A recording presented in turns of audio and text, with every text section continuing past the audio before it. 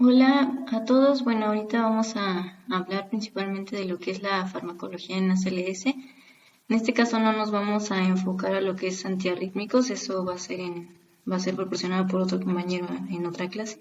Pero sí vamos a hablar de otros fármacos que nos presenta el ACLS. Bueno,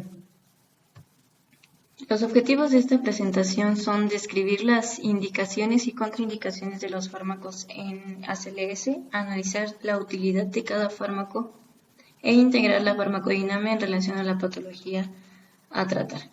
Vamos a comenzar con el síndrome coronario agudo. La angina de pecho es el principal síntoma de cardiopatía isquémica y esta es causada por un desequilibrio de la relación entre la demanda y el aporte de oxígeno al miocardio. Este desequilibrio puede ser causado por un incremento de la demanda determinado por la frecuencia cardíaca, la contractividad del ventrículo, la tensión del pared del ventrículo, o por disminución del aporte de oxígeno, principalmente por el flujo sanguíneo coronario o por alguna alteración en la capacidad de transporte de oxígeno hacia la sangre. Los fármacos que nos menciona el ACLS para el manejo de los síntomas relacionados en cuanto al síndrome coronario agudo van a ser los siguientes. Vamos a comenzar con lo que es la nitroglicerina. La nitroglicerina va a ser un profármaco que produce óxido nítrico y bueno, este va a activar la guanilciclasa. Como consecuencia va a provocar lo que es un aumento en la concentración intracelular de lo que es el GMP cíclico. Este aumento en el GMP cíclico va a promover la defosforilación de la miosina y va a provocar una disminución del calcio a nivel citosólico, que a su vez va a promover una relajación en el músculo liso vascular y va a provocar dilatación. A nivel cardíaco va a haber una disminución en lo que es la poscarga, una reducción de la precarga ventricular que va a estar mediada por lo que es el tono veloso y el retorno sanguíneo. Y bueno, esto va a hacer que el corazón requiera menos consumo de oxígeno y se va a favorecer lo que es la redistribución del flujo sanguíneo. Su absorción a nivel de la mucosa bucal va a hacer su efecto antianginoso a los 3 minutos de su administración y este va a persistir hasta 30 a 60 minutos. Sin embargo, por piel, su efecto va a iniciar a los 30 minutos posterior a su administración y este puede persistir hasta por 8 a 24 horas. Se va a metabolizar principalmente por lo que es la vía hepática y se va a eliminar por lo que es orina. Va a tener una vida media bastante corta de aproximadamente de 1 a 4 minutos.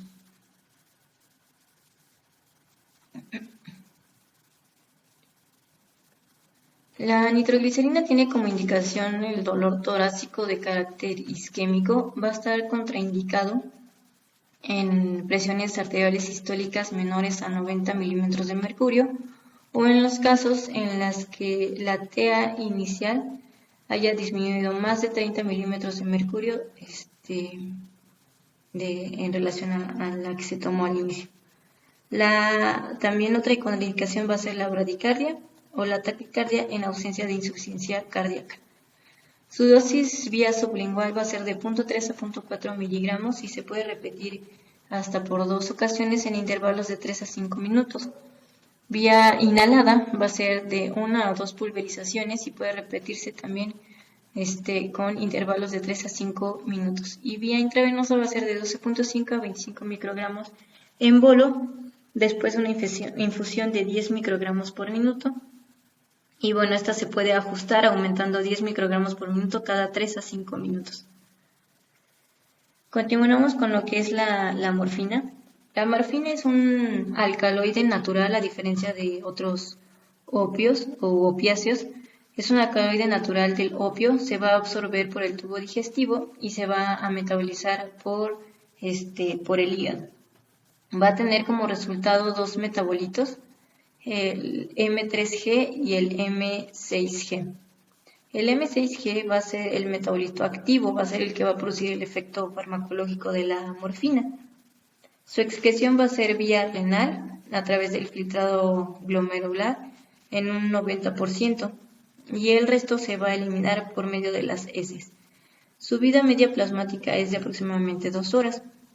La morfina va a actuar como un agonista de los receptores tipo Mu a nivel de la neurona presináptica. Esta va a estar acoplada a un receptor, o más bien este receptor va a estar acoplado a lo que es una proteína, conocida como la proteína GI, que al ser activada por la morfina se va a disociar y va a producir una disminución en el AMP cíclico, además que va a aumentar lo que es el GMP cíclico, va a inducir la salida de potasio y va a inhibir la entrada de calcio, provocando una hiperpolarización de la membrana, es decir, va a volver la membrana pues más negativa.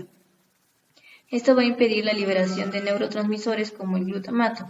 Si hay menos actividad del glutamato, va a haber menos activación de los receptores del dolor y bueno, no va a haber impulso y no va a haber dolor. A nivel cardíaco, disminuye la precarga, el inotropismo y el cronotropismo. Esto hace que el corazón requiera menos consumo de oxígeno y va a mejorar lo que es la sintomatología de isquemia.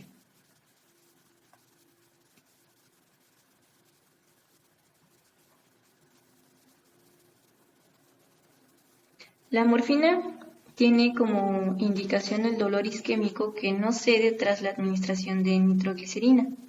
Está contraindicada en pacientes con hipotensión, pero puede ser utilizada con precaución en pacientes con hipovolemia, bradicardia o hipersensibilidad conocida. En los casos en los que hay una sobredosis de morfina, se puede dar como antídoto lo que es la naloxona a dosis de 0.04 a 2 miligramos vía intravenosa. La dosis en los casos de infarto con elevación del ST va a ser de 2 a 4 miligramos vía intravenosa, con dosis adicionales de 2 a 8 miligramos intravenosos a intervalos de entre 5 y 15 minutos. Este es el analgésico de elección en estos casos. En los casos en los que no hay elevación del ST, se va a administrar a dosis de 1 a 5 miligramos vía intravenosa, pero solamente si los síntomas no ceden con nitratos o bien si estos vuelven a aparecer. Continuamos con lo que es la aspirina. La aspirina va a inhibir lo que son las enzimas COX, que son es la encargada de la producción de tromboxano A2 y de diversas prostaglandinas. Por lo tanto, si hay una inhibición del tromboxano A2 y de las prostaglandinas, pues también va a haber una inhibición en la agregación plaquetaria y en la vasoconstricción arterial, lo que va a reducir de manera significante la mortalidad en los casos de síndrome coronario agudo, en reinfarto y en accidente cerebrovascular no fatal. Para obtener un efecto analgésico, se necesitan concentraciones plasmáticas de 20 a 100 microgramos por mililitro y para un efecto antiinflamatorio a dosis de 150 a 300 microgramos por mililitro. Se va a absorber por tubo digestivo llegando a una concentración máxima plasmática en una hora y su vida media biológica va a ser de 15 a 30 minutos. Se va a metabolizar vía hepática. La aspirina está indicada en todo paciente con síndrome coronario agudo y contraindicada en pacientes con úlcera activa o asma e hipersensibilidad. Su dosis va a ser de 160 a 325 miligramos en comprimidos sin cubierta entérica, triturados o masticados. Otros fármacos que nos menciona el ACLS son los fibrinolíticos. Estos van a ser indicados en síndrome coronario agudo y en evento vascular tipo isquémico. En síndrome coronario agudo va a ser indicado en los casos de elevación del segmento ST, pero con ciertos valores límite. Estos son que la elevación del punto J sea de máximo 2 milímetros en B2 y B3 y de 1 milímetro en todas las demás derivaciones. y que el tiempo desde el inicio de los síntomas sea menor a 12 horas. En el caso del EBC tipo isquémico, solamente puede utilizarse lo que es la alteplasa. Y bueno, en los casos de inicio súbito de déficit neurológico focal o de las alteraciones de la conciencia. Van a estar contraindicados de manera absoluta en los casos de hemorragia intracraneal previa, en los casos de EBC isquémico que tengan que haya sido presentado en menor a 3 meses, en una sospecha de disección aórtica y un trauma craneoencefálico importante o trauma facial también que haya sucedido menor a 3 meses.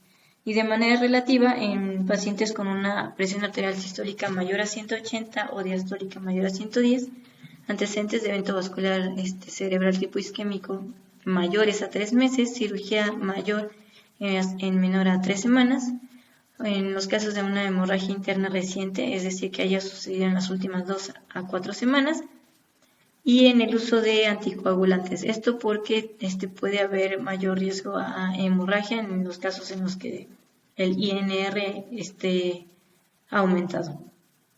Vamos a hablar principalmente de lo que es la alteplasa recombinante o RTPA, reteplasa recombinante y tenecteplasa. Los tres tienen una función igual, su mecanismo de acción es el mismo. Sin embargo, tiene ciertas diferencias que vamos a mencionar ahorita. Todos son activadores tisulares del plasminógeno. Las células endoteliales secretan lo que es el activador del plasminógeno hístico, también conocido como TPA. Esto a nivel de lesión se va a unir a lo que es la fibrina y va a segmentar el plasminógeno en plasmina. Esto va a provocar una fibrinólisis. En el caso de la alteplasa, a diferencia de la reteplasa y tenecteplasa, es que esta es natural. Esta se produce mediante el DNA recombinante. Sin embargo, la reteplasa y la tenecteplasa, como son sintéticos, van a tener una semivida mayor. La alteplasa se metaboliza principalmente a través del hígado, teniendo un aclaramiento plasmático de 550 a 680 mililitros por minuto, una vida media plasmática dominante. Esto quiere decir que la dominante es el tiempo necesario para que la concentración plasmática se reduzca a la mitad.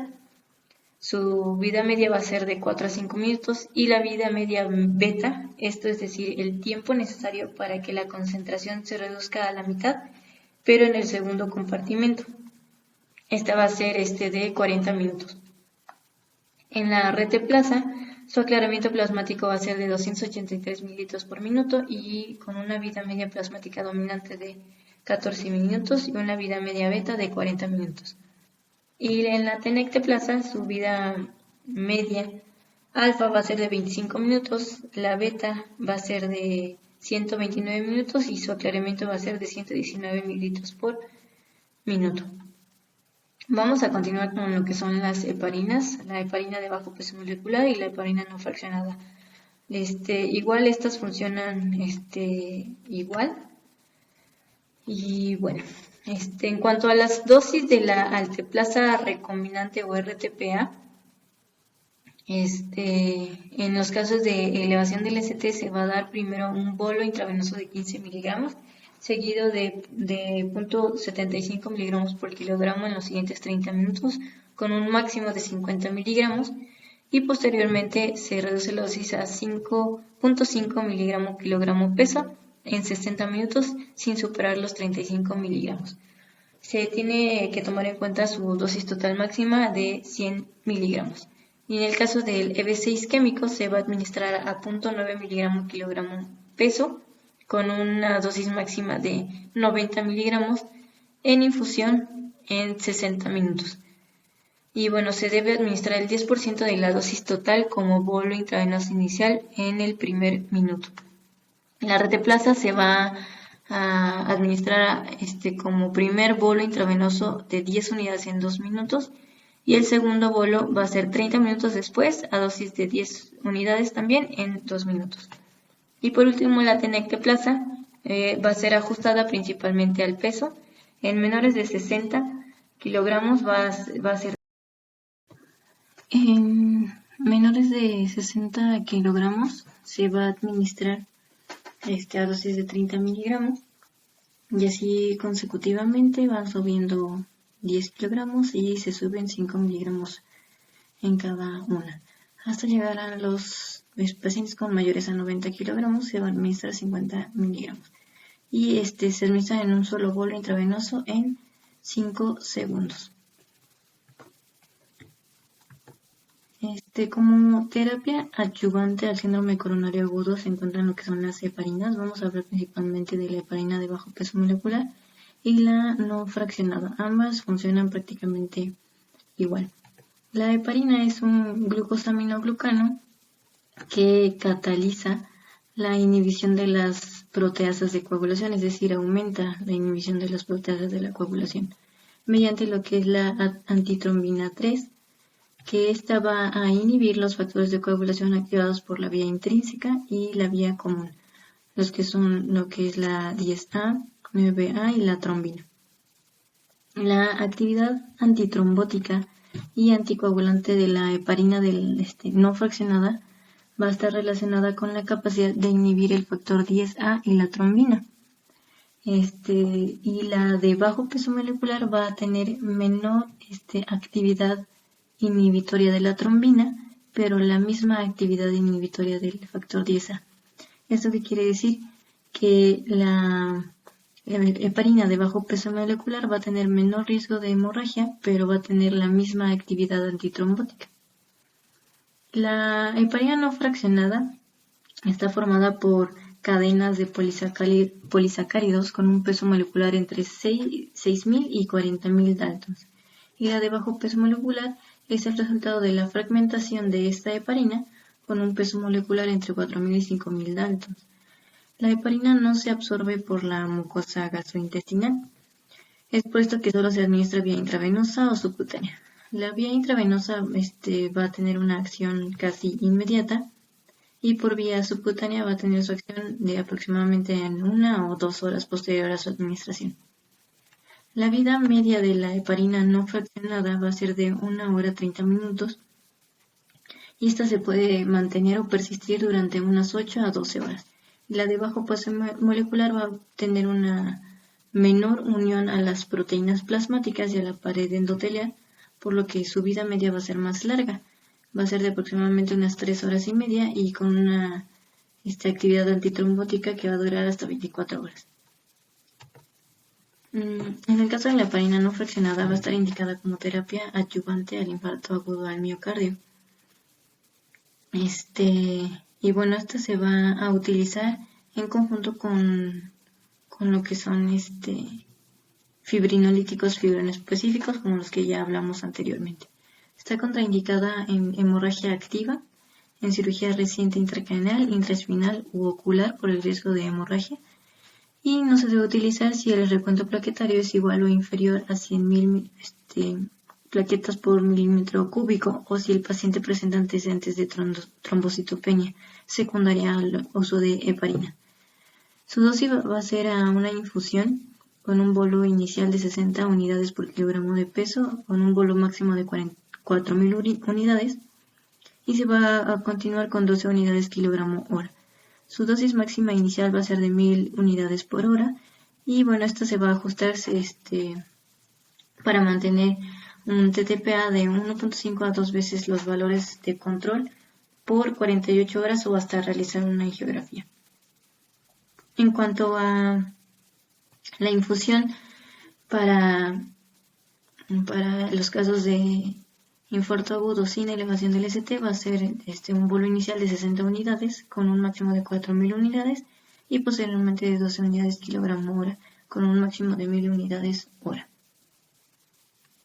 En la heparina de bajo peso molecular se va a indicar en ambas, en síndrome coronario agudo con o sin elevación del ST y va a estar contraindicada en los casos de hemorragia activa o reciente, plaquetas menores a 100.000 y en pacientes con que tienen este recuento plaquetario se van a administrar antitrombinas directas.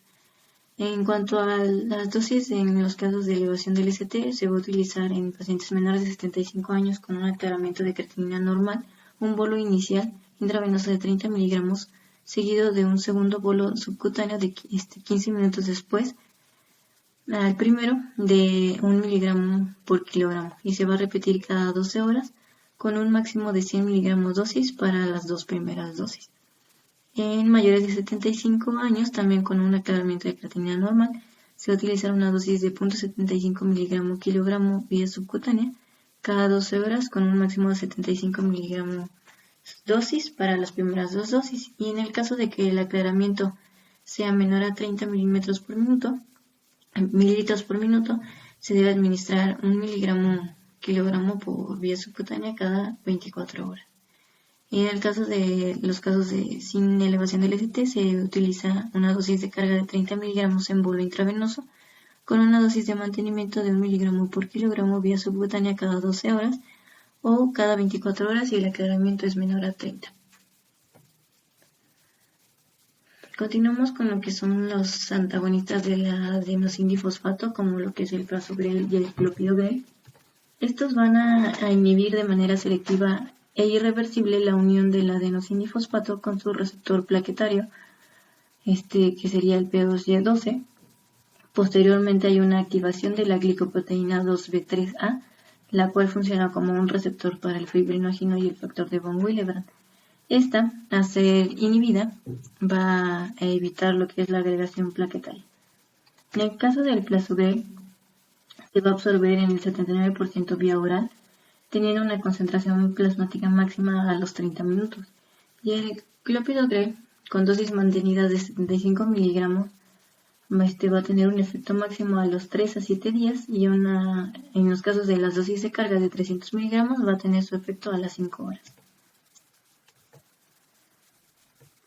El prasugrel está indicado como en los casos de pacientes con infarto agudo del miocardio con y sin elevación del ST, y puede ser sustituido por clopidogrel después de que ya se haya realizado una angiografía y en pacientes con riesgo de sufrir hemorragia, sin riesgo de sufrir hemorragia.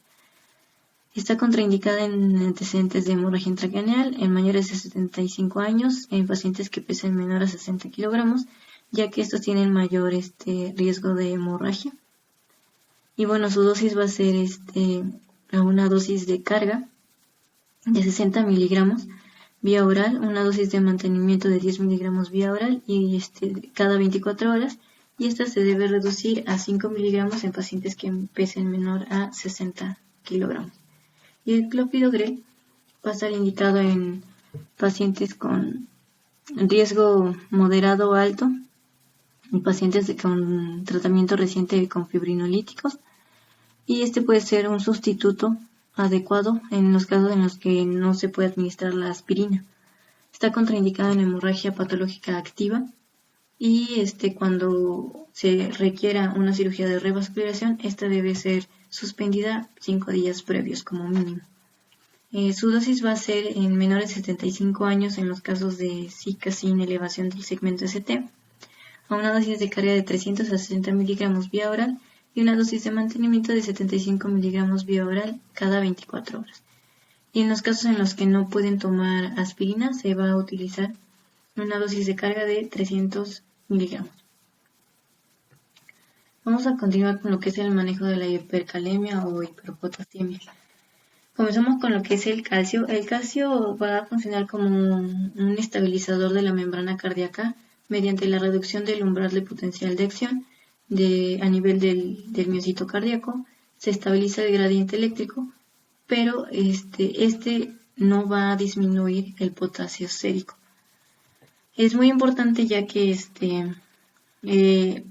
lo que realiza es evitar la toxicidad cardíaca del potasio, pero como mencioné anteriormente, solamente revierte esa toxicidad, más no revierte la hiperpotasemia como tal. Su dosis va a ser de cloruro de calcio al 10% de 5 a 10 mililitros vía intravenosa, o el gluconato de calcio también al 10% vía intravenosa de 15 a 30 mililitros. Su inicio del efecto va a ser de 1 a 3 minutos posterior a su administración y dura hasta 30 a 60 minutos. El bicarbonato va a favorecer la entrada del potasio a la célula mediante la modificación del pH plasmático, es decir, va a alcalinizar el pH, por lo que es recomendable su uso en pacientes con acidosis metabólica. Su dosis va a ser de inicio con 50 miliequivalentes vía intravenosa y esta puede repetirse 15 minutos posterior a la primera dosis. Su inicio del efecto va a ser de 5 a 10 minutos y va a durar de 1 a 2 horas. En el caso de la insulina, esta, se une a los receptores de membrana específicos y mediante un segundo mensajero va a estimular la que es la bomba sodio-potasio ATPasa. Esto va a ayudar a la redistribución del potasio. Y la glucosa se utiliza para revertir los efectos de la insulina en cuanto a disminución de la glucosa. Porque si administramos insulina, obviamente va a haber disminución de la glucosa, podemos provocar hipoglucemia y para evitar esto se utiliza la combinación de insulina-glucosa. La dosis va a ser de 10 unidades de insulina más 25 gramos de dextrosa o 50 mililitros de dextrosa al 50% vía intravenosa. Su inicio del efecto va a ser a los 30 minutos posterior a su administración y puede durar de 4 a 6 horas. En el salbutamol, este va a estimular lo que es la adenilciclasa, aumentando los niveles intracelulares de AMP cíclico. Esto activa la bomba sodio-potasio ATPasa, la cual ayuda a introducir el potasio en la célula, manteniendo su gradiente de concentración y esta ayuda a la redistribución del potasio sérico. Va a tener su dosis de 10 a 20 miligramos en 15 minutos y puede repetirse en caso necesario. Va a iniciar su efecto a los 15 minutos y puede durar de 15 a 90 minutos. En cuanto a la furosemida, va a ayudar a inhibir la reabsorción de agua en la nefrona mediante el bloqueo del cotransportador sodio-potasio 2-cloro que está a nivel de lo que es el asa ascendente gruesa del asa de Henle y va a aumentar la diuresis. Su dosis va a ser con un bolo intravenoso de 40 a 80 miligramos. Va a iniciar su efecto en cuanto inicie la diuresis y dura prácticamente el tiempo que estemos utilizando la furosemida. En cuanto a las resinas de intercambio, su acción se va a llevar a cabo principalmente a nivel de colon. Al entrar en contacto con lo que es el contenido intestinal, se va a producir un intercambio de iones. Esto quiere decir que por cada catión de calcio que entre, se va a intercambiar por 2 cationes de potasio. Esto ayuda a reducir la absorción y la disponibilidad metabólica del potasio y se elimina del cuerpo. Su dosis va a ser de 15 a 40 gramos vía oral o vía rectal más sorbitol. Va a iniciar su efecto de 1 a 2 horas y puede durar de hasta 4 a 6 horas. En el caso de la diálisis, hay literaturas que mencionan que la diálisis puede eliminar 1 milimol por litro de potasio sérico en la primera hora y hasta 2 milimoles por litro en las siguientes 3 horas. Esta va a ser recomendable en los pacientes con hipercalcemia grave o en pacientes con hipercalemia grave o en pacientes con hipercalemia moderada pero que se ve agregada a enfermedad renal o alguna comorbilidad. Continuamos con lo que es el manejo de hipertensión. Vamos a hablar en específico de lo que es nicardipino y nitroprusiato. El nicardipino es un antagonista de los canales de calcio. Estos se van a unir a la subunidad alfa de los canales de calcio tipo L, que a su vez van a disminuir el flujo de calcio a través del canal. Va a haber menos calcio, provocando a nivel cardíaco un efecto inotrópico negativo y cronotrópico negativo también. La indicación del nicardipino va a ser precisamente en casos de hipertensión a una velocidad de infusión inicial de 5 miligramos por hora y puede aumentarse 2.5 miligramos por hora cada 5 a 15 minutos hasta obtener el efecto deseado, con un máximo de 15 miligramos por hora. En el caso del nitroprusiato, es un profármaco y un vasodilatador potente. Va a tener un inicio de efecto a los 30 segundos posteriores. Tiene un pico de efecto a los 2 a 5 minutos. Y bueno, este va a actuar liberando el óxido nítrico que activa la vía del monofosfato de guanosina y va a originar una vasodilatación a nivel de las arteriolas y las vénulas. Su dosis inicial es con 0.1 microgramos kilogramo minuto y se puede aumentar cada 3 a 5 minutos hasta lograr su efecto deseado. Como mencioné anteriormente, su efecto máximo o su efecto pico es a partir de los 2 minutos posteriores a su administración. Otros fármacos que nos menciona la CLS son lo que es la adrenalina, noradrenalina y adrenalina. La adrenalina va a incrementar la presión arterial, va también a aumentar lo que es la resistencia periférica total. El gasto cardíaco se va a mantener de manera normal y va a producir una vasoconstricción vascular. Va a tener un mayor efecto como agonista de los receptores alfa y esto ocasiona aumento de la frecuencia cardíaca y de la demanda del oxígeno cardíaco. La dosis va a ser como dosis inicial de 0.1 a 0.5 microgramos por kilogramo minuto y en un aproximado en un paciente de 70 kilogramos se van a utilizar de 7 a 35 microgramos por minuto. Esta debe evitarse en dosis altas ya que puede producir o inducir arritmia y necrosis titular si se administra de manera continua vía periférica. Para evitar esto se puede utilizar lo que es la fentolamina a dosis de 5 a 10 miligramos en 10 a 15 mililitros de solución salina. La adrenalina es un estimulante de los receptores adrenérgicos alfa y beta. Este va a aumentar la presión arterial por estimulación del miocardio de manera directa, aumentando la fuerza de contracción, es decir, con un efecto inotrópico positivo, y aumentando la frecuencia cardíaca, es decir, con un efecto cronotrópico positivo. Y va a su vez va a producir una vasoconstricción vascular. Su indicación va a ser en casos de paro cardíaco, fibrilación ventricular, taquicardia ventricular sin pulso, sistolia, actividad eléctrica sin pulso, bradicardia sintomática, hipotensión grave, anafilaxia o reacciones alérgicas graves. Su dosis en paro cardíaco va a ser vía intravenosa o intraósea a 1 miligramo cada 3 a 5 minutos. Se va a hacer una solución de 1 a 10.000 y bueno, se utiliza durante lo que es la reanimación. En dosis más altas se pueden usar hasta 0.2 miligramos por kilogramo de peso en sobredosis de beta bloqueadores o calcio antagonistas o en una infusión continua de 0.1 a 0.5 microgramos por kilogramo minuto. Por vía endotraqueal su dosis va a ser de 2 a 2.5 miligramos diluido en 10 mililitros de solución salina. La atropina es un antagonista de los receptores muscarínicos. Esta va a impedir los efectos del ACH al bloquear su fijación en los receptores colinérgicos a nivel de músculo liso cardíaco y de las células glandulares. Y bueno, esto a nivel cardíaco principalmente va a aumentar lo que es la frecuencia cardíaca.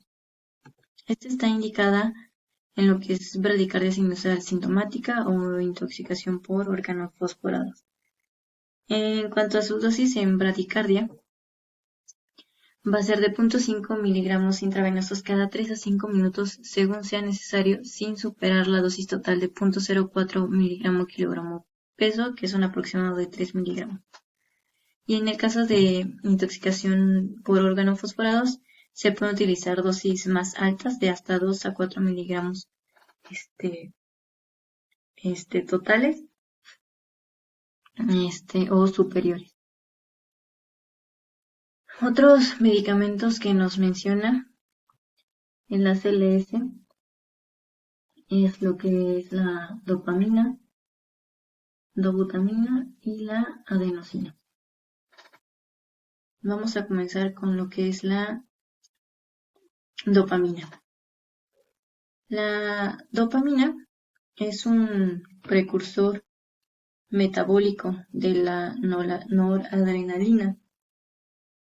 Esta va a activar lo que es la ciclasa de adenilo o la adenilciclasa y posterior a esto va a ayudar a que se eleven las concentraciones intracelulares del AMP cíclico. Esto va a funcionar principalmente a lo que es a nivel coronario, a nivel de mesenterio y a nivel renal por los receptores D1 o dopaminérgicos tipo D1. Como mencioné anteriormente, el AMP cíclico va a estimular estos receptores y va a generar lo que es una vasodilatación y un aumento en la filtración glomerular y el flujo sanguíneo renal. Esto va a favorecer lo que es la excreción de sodio.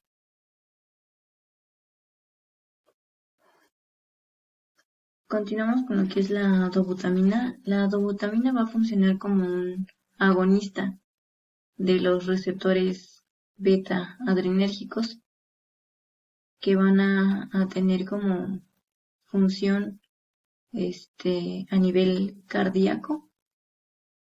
El inotrópicos positivos va a ayudar a aumentar el automatismo del nodo sinusal y va a ayudar también al incremento de la contractilidad miocárdica y el volumen sistólico con efectos cronotrópicos positivos. Esto va a ayudar a que el gasto cardíaco aumente y bueno, el aumento de la contractilidad miocárdica va a provocar que el aumento de flujo sanguíneo coronario y el del consumo de oxígeno del miocardio. A diferencia de la dopamina no afecta a los receptores dopaminérgicos ni da lugar a lo que es la liberación de noradrenalina de las terminaciones nerviosas. En el caso de la adenosina, se van a activar receptores purínicos A1 y A2 a nivel de lo que es la superficie celular, produciendo así una inhibición a nivel del músculo liso que va a ayudar a la relajación de esta musculatura lisa por medio del bloqueo del flujo lento de la entrada de calcio. Y bueno, esto a su vez va a activar lo que es la adenilciclasa, mediada principalmente por los receptores A2 a nivel de la musculatura lisa, y esto ayuda a disminuir lo que es la actividad del nodo sinusal y del nodo auriculoventricular.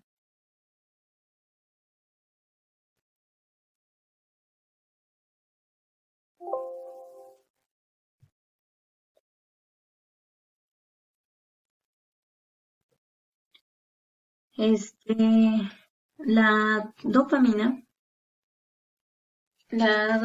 tiene como indicación fármaco de segunda elección para bradicardia asintomática. La inicial es la atropina. Y bueno, también se va a utilizar en una presión arterial sistólica menor a 70 o 100 milímetros de mercurio con signos o síntomas de choque. Está contraindicada en casos de choque cardiogénico con insuficiencia cardíaca congestiva, ya que puede provocar taquiarritmias y una excesiva vasoconstricción, y no debe ser mezclada con bicarbonato de sodio. Su dosis va a ser vía intravenosa a una velocidad de infusión de 2 a 20 microgramos kilogramo por minuto. En el caso de la dobutamina, está indicada principalmente en la falla de la bomba o del corazón, y en casos de una presión arterial sistólica menor a 70 a 100 milímetros de mercurio sin signos de choque. Está contraindicada en sospecha o en el conocimiento de un choque inducido por drogas o por intoxicación. También puede causar taquiarritmias, alteraciones o fluctuaciones en la presión arterial, náusea y dolor de cabeza. Y bueno, y los incrementos en la frecuencia cardíaca mayor al 10% pueden provocar o agravar lo que es la isquemia del miocardio. Su dosis va a ser vía intravenosa a una velocidad de infusión de 2 a 20 microgramos kilogramo minuto. Y por último, la adenosina está indicada como primer fármaco para la mayoría de las formas de taquicardia supraventricular estable de complejo estrecho. Esta no va a revertir lo que es la fibrilación auricular, ni el flúter auricular, ni la taquicardia ventricular. Y prácticamente se utiliza en lo que es la taquicardia supraventricular. Está contraindicada en taquicardia inducida por fármacos, por bloqueo cardíaco de segundo o tercer grado. Y bueno, tiene efectos secundarios transitorios como es el rubor facial, dolor u opresión torácica, breves periodos de asistolia o de bradicardia. Su dosis va a ser en bolo intravenoso rápido, en un bolo inicial de 6 miligramos rápidamente de 1 a 3 segundos, y se puede administrar una segunda dosis de 12 miligramos en 1 a 2 minutos si es necesario. Es decir, si con la primera dosis no revierte la taquicardia supraventricular, se puede utilizar una segunda dosis, pero del doble de la primera.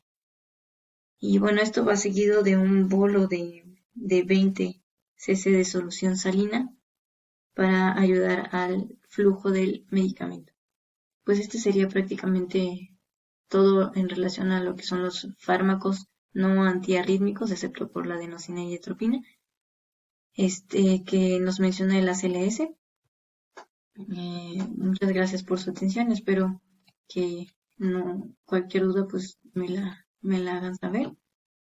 La bibliografía que utilicé es prácticamente el libro de la AJA, y diversos artículos en los que si gustan también se los puedo pasar sin ningún problema para que los puedan leer.